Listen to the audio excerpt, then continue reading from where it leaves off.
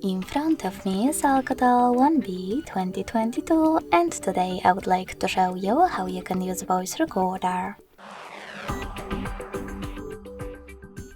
Begin by opening Sound Recorder app and hitting red button at the bottom to start recording.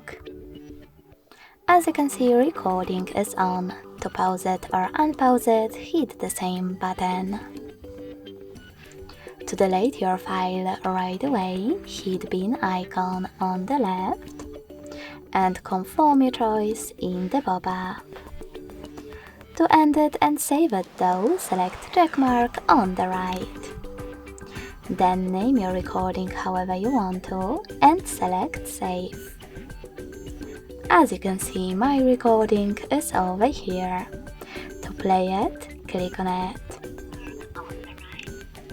In order to delete it, you need to hold it, tap on delete icon at the top, and confirm your choice in the pop-up.